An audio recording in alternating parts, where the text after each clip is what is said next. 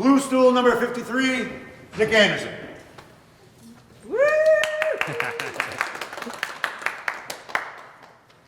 Making progress on carbon neutrality at Champlain College. The revolutionary 2030 plan for Champlain College has a lofty goal of 6.5 for making progress towards carbon neutrality. But what does that mean? And how Champlain can make that meaningful progress? So to set the stage, I'm Nick Anderson, the Director of Operations and Planning here at Champlain College. I also oversee the sustainability office called Sustain Champlain. The good news is, at Champlain College, we're not starting from scratch. There's been plenty of really great work done by Sustain Champlain over the last 15 years to really get us halfway there. There's plenty of terms around carbon neutrality which sound the same and supposedly could get to our objective. I don't know if you've heard of carbon neutrality, climate neutrality, net zero, zero carbon, net zero carbon emissions, net zero greenhouse gas emissions. Heck, there are even terms that go beyond, such as carbon negative or climate positive. So, let me set that stage about carbon neutrality. It's not simply about stopping carbon emissions. I don't think we're ever going to do that. Ken Gillingham, the Associate Professor of Economics at Yale, has said that carbon neutrality means that any actions that lead to emissions would be accompanied by other actions that confidently reduce or offset emissions. And that zero carbon means having no emissions at all, which is something that we probably deem to be completely impossible. So, carbon emissions at Champlain College can be roughly put into three different categories of carbon accounting.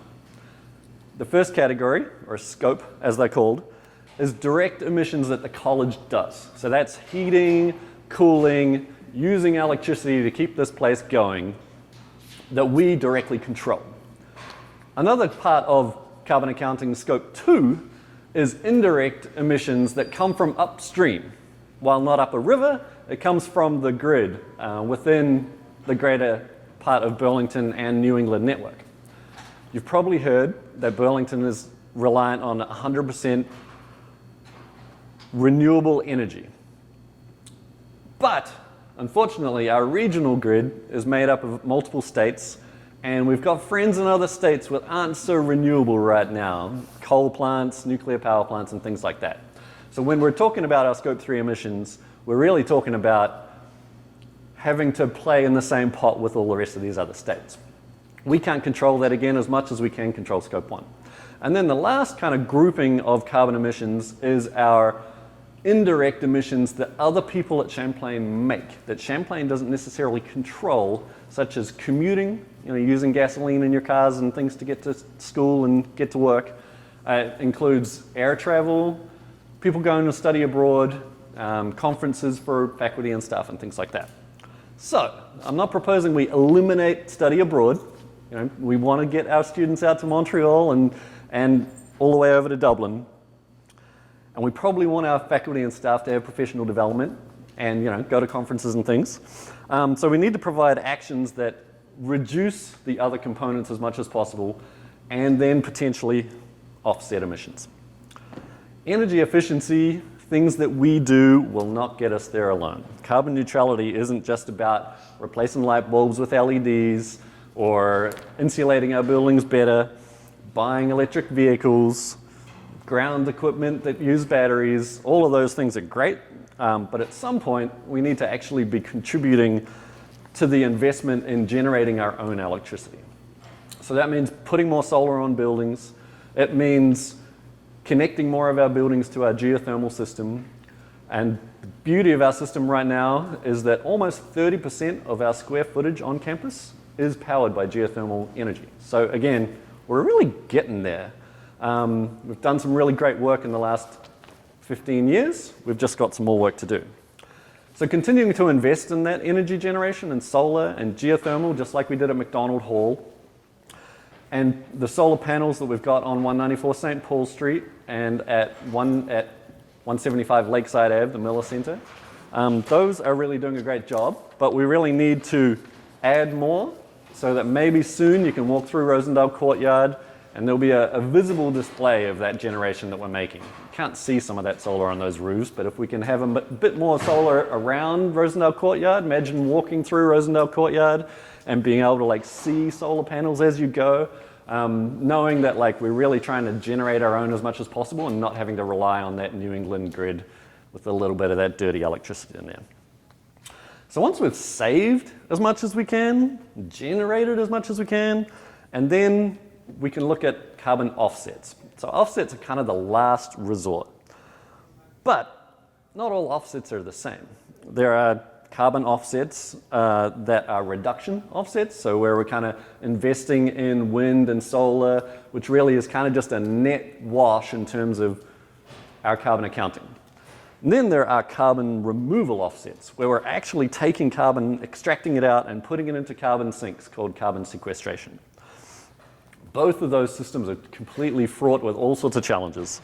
Purchasing them on the open market, they could be for a number of different things. You need to ensure that the projects are actually, offsetting what they say they're offsetting, or that they're actually capturing carbon and putting it somewhere for 1 billion years and not being released later on.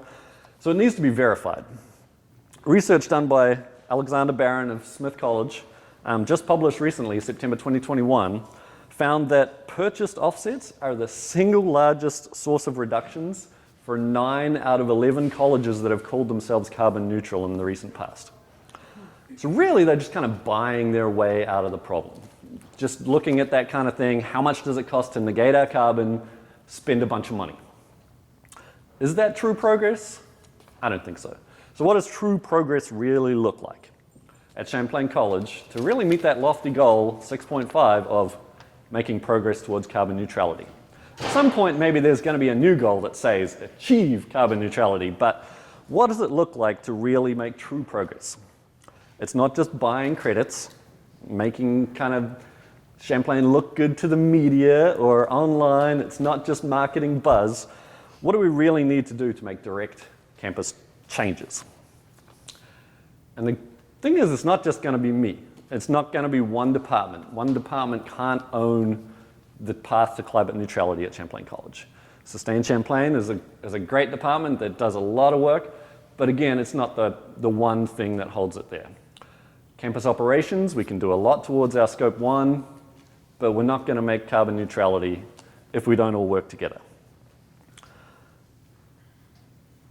The good news is our students in the environmental policy major have been doing a lot of work over the last few years on what that kind of next climate action plan, carbon neutrality plan, sustainability action plan, whatever you want to call it, will really be to make that progress towards carbon neutrality. We can't get there if we don't have goals, objectives, and then true metrics to see that we're actually making progress.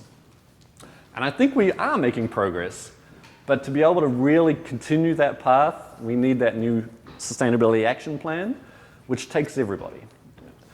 And then, once we have a great plan, it's again not just up to one department to like, hey, sustain Champlain or make Champlain sustainable.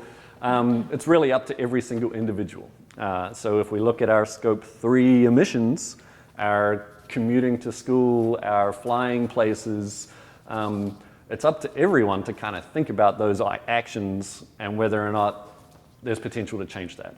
Again, not saying don't go to Montreal or Dublin, but is there a way to take a bus to Montreal instead of driving a car? Is there a way to bike to work? Things like that are all those individual actions which will help make progress towards it. So, Sustain Champlain is there for us to do a lot of work on focusing on education and outreach and really kind of helping people understand what it is we need to do to be able to get where we need to go. And then, I think we're just going to lean on everyone else here at Champlain College to do their part.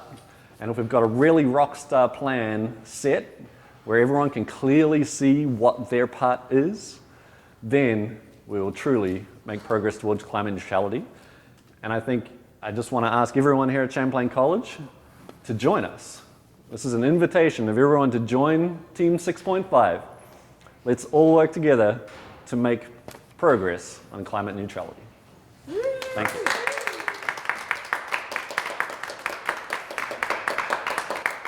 Yep.